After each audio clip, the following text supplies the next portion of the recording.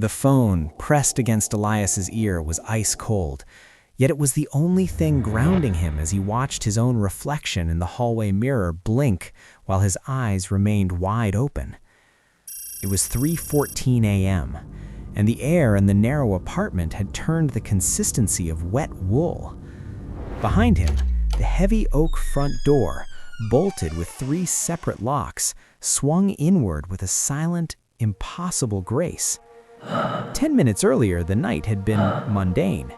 Elias sat on his sofa, the flickering light of a single floor lamp casting long, jittery shadows against the peeling wallpaper. He was on a call with Sarah, his sister. The conversation was light, a simple check-in to bridge the distance of their separate lives. The only sound in the room was the rhythmic hum of the refrigerator and the distant, muffled hiss of late-night traffic outside. The first shift in reality was subtle.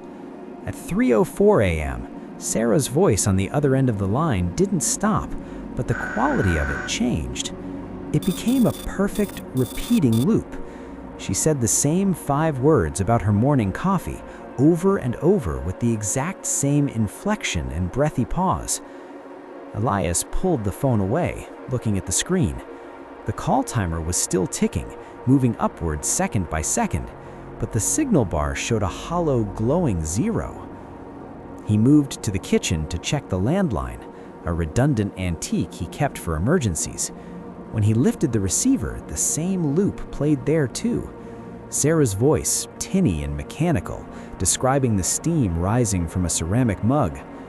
It was then he noticed the temperature. The thermostat on the wall clicked, the digital display dropping from 22 degrees Celsius to 4 degrees Celsius in a single flickering heartbeat. The apartment began to feel less like a home and more like a pressurized chamber. Elias walked toward the front door, his fingers trembling as he reached for the deadbolt. He needed the hallway light, the smell of the carpet cleaner in the building's corridor, the reassurance of a world that followed the laws of physics.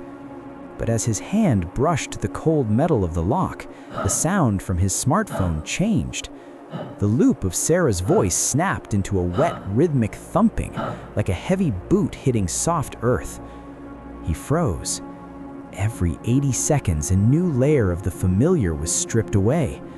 The smell of the apartment shifted from stale air to the pungent, metallic scent of old pennies and wet salt. He looked down at his feet. The shadows cast by the floor lamp were no longer tethered to the furniture.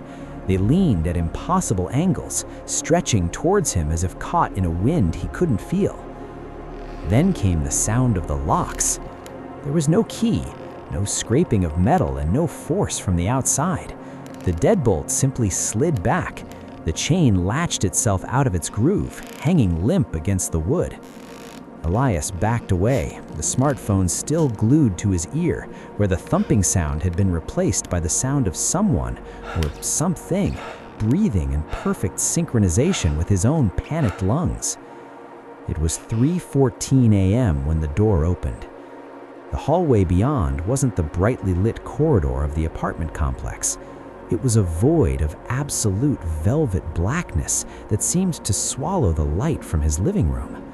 The darkness didn't just sit there, it pulsed. Elias stood paralyzed in the center of the room.